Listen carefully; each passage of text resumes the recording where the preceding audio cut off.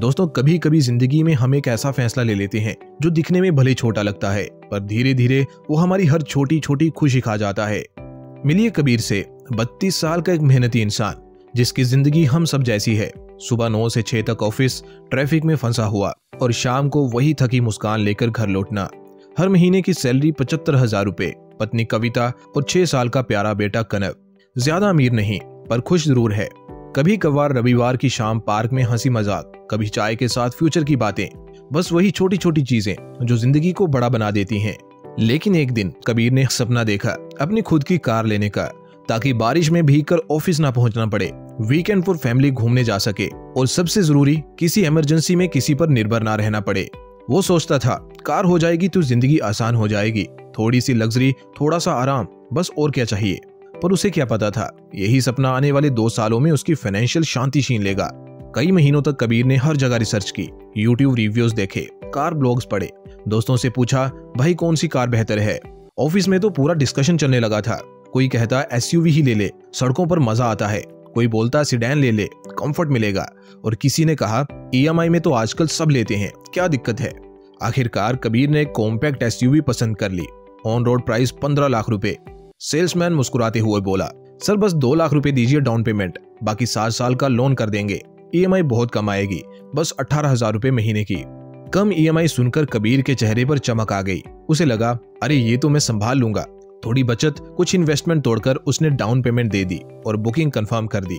Car delivery के दिन वो बच्चा बन गया था। कविता और कनब के साथ जब उसने नई एसयूवी की चाबी ली तो आंखों में गर्व था, होंठों पर मुस्कान थी और दिमाग में बस एक ही सोच, अब जिंदगी अपग्रेड हो गई। पहले कुछ महीने सच में सपनों जैसे थे। वीकेंड ट्रिप्स, लॉन्ग ड्राइव्स, बारिश में रोमांटिक म्यूजिक, ऑफिस में एक नया ही ओरा।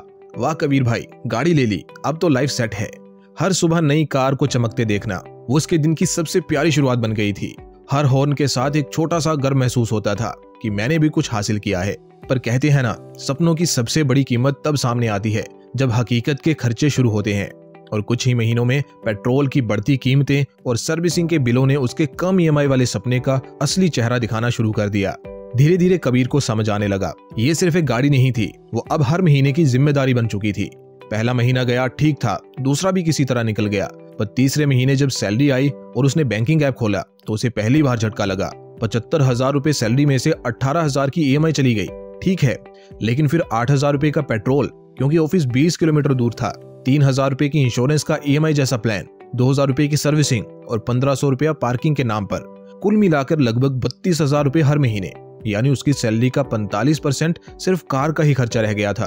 अब जो पहले कम ईएमआई सुनकर उसे खुशी थी, वो अब उसकी नींद उड़ाने लगी। कभी कभी सैलरी आने से पहले ही वो दिमाग में हिसाब लगाने लगता था।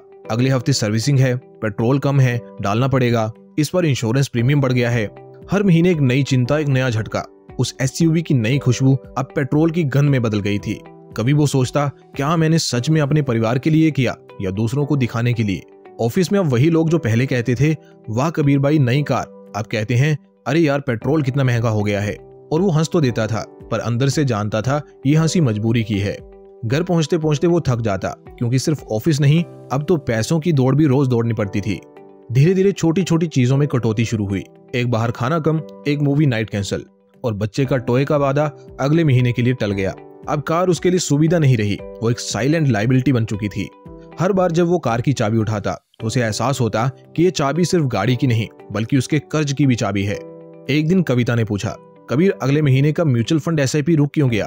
वो बोला, बस थोड़ा कैश फ्लो टाइट है, 2 महीने बाद फिर से शुरू करूंगा।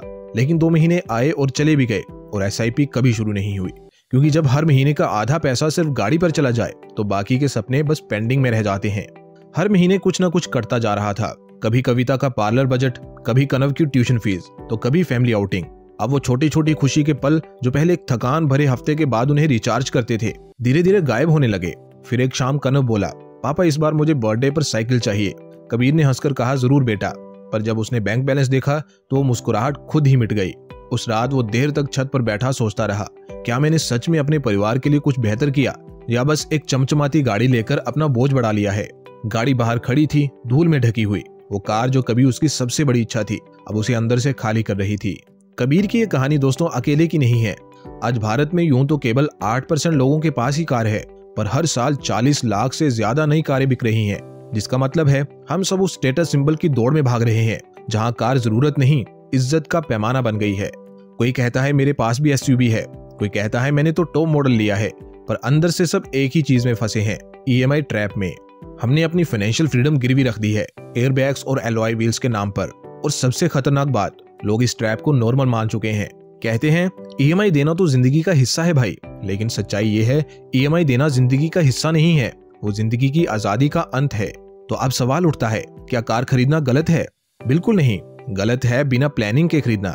यहीं आता है the 15% all in one rule, एक ऐसा सिंपल प्रिंसिपल जो आपकी पूरी फाइनेंशियल लाइफ बदल सकता है। ये कहता है आपकी कार से जुड़े सारे खर्च आपकी मंथली टेक होम सैलरी के 15% से ज्यादा नहीं होने चाहिए। चलो एग्जांपल से समझाता हूँ। मान लो आपकी सैलरी 1 लाख रुपया महीने की है, तो 15,000 रुपए तक का मंथली कार एक्सपेंस ठीक है। अगर उससे ज्यादा जा रहा है तो वो लग्जरी नहीं लायबिलिटी है। कबीर की सैलरी 75,000 रुपए थी, जिसका 15% होता 11,250 रुपए, पर वो हर महीने 32,000 रुपए खर्च कर रहा था, यानी अपनी लिमिट से 3 गुना ज्यादा। और यही वजह थी कि उसकी खुशी और शांति धीरे धीरे दोनों घटने लगी। अब कोई पूछे भाई 11,000 रुपए में कौन सी कार आती है, तो जवाब साफ है, अगर आपको यह संभव लग रहा है तो आप अभी कार अफोर्ड नहीं कर सकते। सच्चाई ये है कि अफोर्ड करने का मतलब ईएमआई दे पाना नहीं होता, बल्कि बाकी जिंदगी के खर्च निकालते हुए भी चैन से जी पाना होता है। कभी कभी बेहतर होता है कि आप अभी प्री ओन्ड कार लें या थोड़े साल पब्लिक ट्रांसपोर्ट से ही काम चला लें, बजाय इसके कि अपनी हर खुशी को ईएमआई में बांट दें। क्योंकि याद रखिए, एक सस्ती कार आपको खुश रखेगी, पर महंगी कार आपको कर्जदार बना देगी। कबीर की दूसरी गलती थी लंबा लोन लेना। वो सोच रहा था कि ज्यादा साल मतलब कम ईएमआई, पर उसे नहीं पता था ज्यादा साल इज इक्वल टू ज्यादा ब्याज इज इक्वल टू ज्यादा नुकसान। अगर आप 10 लाख रुपए का लोन 9% ब्याज पर 5 साल में लेते हैं तो करीब 2.45 लाख रुपए का ब्याज देते हैं, पर अगर वही लोन 7 साल में लेते हैं तो ब्याज 3.5 लाख रुपए हो जाता है। यानी सिर्फ 2 साल का फर्क और जेब से सीधा 1 लाख रुपया निकल गया। तो याद रखिए, कार लोन हमेशा 4 साल से कम का रखिए, और अगर हो सके बड़ी डाउन पेमेंट कीजिए। थोड़ा सेक्रीफाइस आज, ताकि कल आपकी फाइनेंशियल जिंदगी आजाद रहे, क्योंकि सस्ती ईएमआई नहीं, कम ब्याज ही असली बचत होती है। कुछ महीनों बाद कबीर ने आखिर वो फैसला लिया जिससे सब बदल गया। उसने एसयूवी बेच दी, 2.5 लाख रुपए का नुकसान हुआ, पर उसने अपना फ्यूचर वापस पा लिया।